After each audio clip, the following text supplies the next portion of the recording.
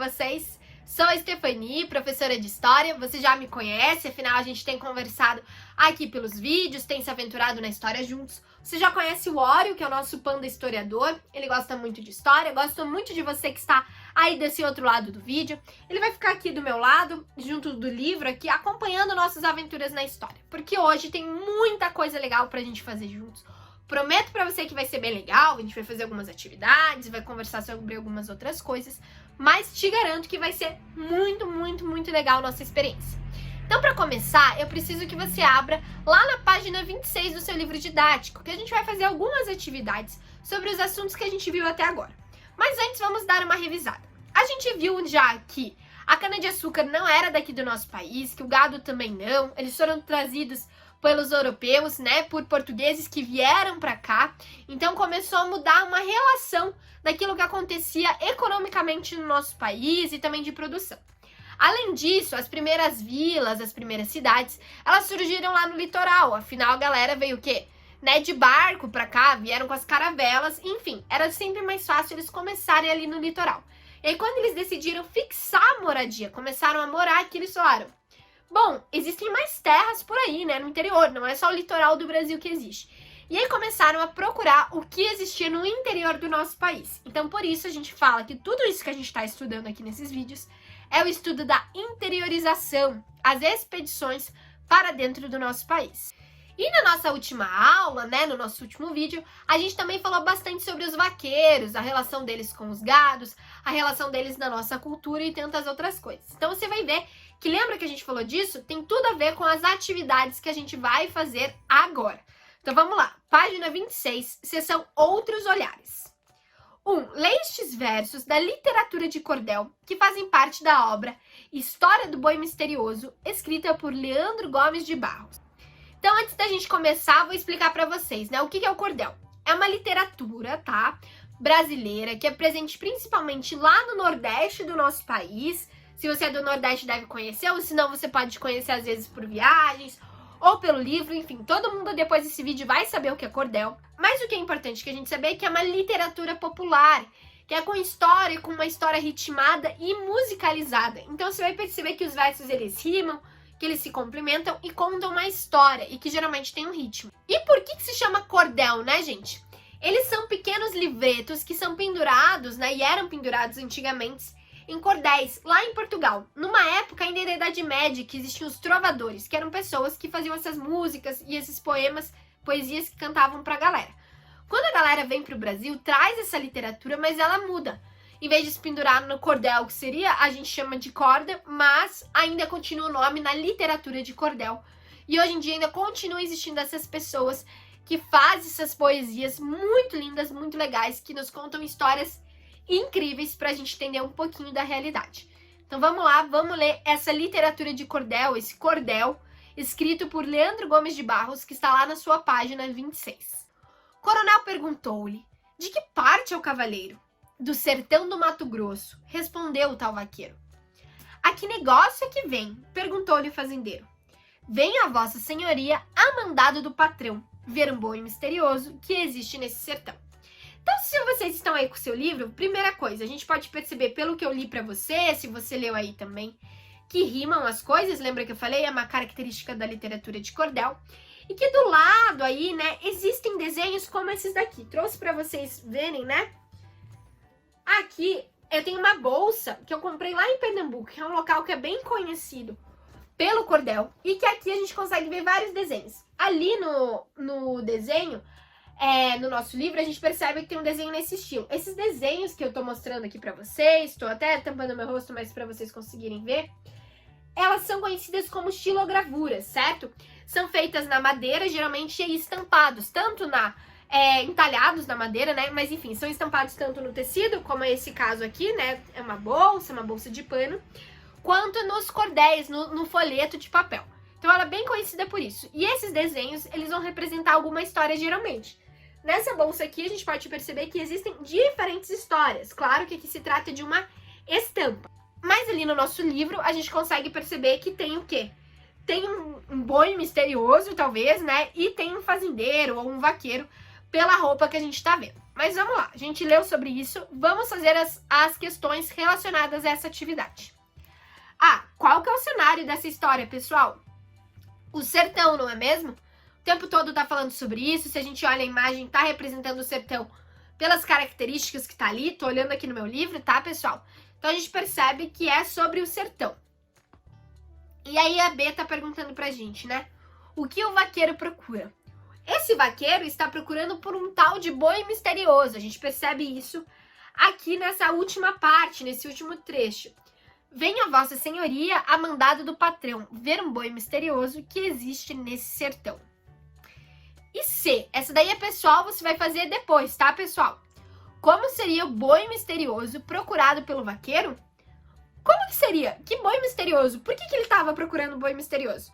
Você deixa a sua imaginação correr solta e aí você escreve aí nesse espaço na C como que você imagina que seria esse animal. E agora, pessoal, continuando nossas atividades, daquilo tudo que a gente já estudou, vamos lá na página 27. Na página 27 a gente vê que tem um mapa, certo? E aí tá aí perguntando pra gente, né? Tá falando. Vamos relembrar o que foi estudado sobre a expansão no território brasileiro? Sim, vamos lá. O mapa abaixo representa locais onde havia cultivo da cana-de-açúcar e criação de gado. Leia com atenção e responda as questões. Então a gente percebe que é um mapa, né? Representa o Brasil e tá falando sobre esse cultivo da cana-de-açúcar e a criação de gado. A gente consegue perceber ali na costa brasileira, ou seja, no litoral, diferentes lugares que estão pintados, né? E ali embaixo no mapa, o mapa geralmente sempre vai trazer uma legenda pra gente entender, pra gente conseguir ler esse mapa. Tá mostrando que as áreas verdes eram locais da cana-de-açúcar, as áreas meio laranjadas, meio salmão, eram as áreas de ocorrência do pau-brasil, que estão principalmente, né, perto ali da costa, e as áreas que são mais pro amarelo, elas eram as áreas de pecuária. Então a gente conseguiu identificar na leitura desse mapa que áreas eram destinadas aqui. Mas vamos lá. Vamos ler o que está pedindo para a gente responder a partir dessa leitura. Letra A. Em qual região do território se desenvolveu o cultivo da cana-de-açúcar? A gente, na leitura do nosso mapa, a gente percebeu que o verde é a cor da cana-de-açúcar. Então vamos dar uma olhada. Tô olhando aqui no meu mapa, olha aí no seu. A gente percebe que o cultivo da cana-de-açúcar, ele se desenvolveu principalmente na região Nordeste, que é conhecida por isso, certo? Ali a gente percebe que tem Natal, Recife, Salvador também, né? E aí vai descendo um pouquinho. Vitória pega essa região e Rio de Janeiro também. Mas principalmente na região Nordeste, que foi desenvolvida essa plantação da cana-de-açúcar. B, vamos lá. Cite 2 motivos que fizeram os criadores de gado se deslocarem para o interior. Então vamos lá. Primeiro, aumentou o número de animais, eles precisavam de mais terras. Esse é um motivo, certo? Um motivo bem prático. E também por causa da expansão das plantações de cana-de-açúcar. Também necessitavam de mais espaço. Então, os principais motivos foram por causa de espaço, por causa do gado e da plantação da cana. Vamos lá para C, pessoal. Em que regiões do território os criadores de gado se estabeleceram? A gente sabe que eles começaram a ir para o interior do nosso país e que existiram 2 principais regiões que eles se estabeleceram. O nordeste do nosso país, certo? E a região sul também. 2 regiões que são opostas umas à outra, mas que são conhecidas por essa criação de gado. Bom, pessoal, agora vamos lá, momento da gente aprender coisa nova. Lá na página 28, até o início da 30, a gente vai entender um pouquinho sobre quem foram os bandeirantes. Quando a gente fala sobre essa interiorização do país, da galera começar a ir pro interior, geralmente a gente fala sobre eles. E quem foram esses caras? Por que a gente fala tanto neles? Bom, os bandeirantes, eles faziam expedições, reuniam uma galera, certo? Partiam lá da região da Vila de São Vicente, que fica hoje em dia mais ou menos onde é a região de São Paulo, e começaram a ir para o interior do país, conhecer novas terras, também começaram a ir atrás de indígenas para escravizar esses indígenas, não era um bom motivo, né, pessoal? Afinal, ninguém merece ser escravizado, e também eles iam atrás das terras, né, e também eles iam atrás de riquezas, como o ouro, como a prata. Então eles começaram a fazer essas expedições para o interior do país a partir disso. E como que aconteciam essas expedições? Eles utilizavam muitos rios, então eles faziam por canoas e tudo mais, certo? E também eles faziam essas caminhadas, longas caminhadas, com cavalos, enfim, para conseguir ir para o interior do país, desbravar essas terras. Outra coisa que eles também buscavam nessas expedições era conhecer um pouco mais das plantas do local. Afinal, as plantas eram utilizadas principalmente para as emergências médicas, né? Naquela época não tinha os remédios como a gente tem hoje em dia, então eles precisavam dessas plantas, além de se alimentar.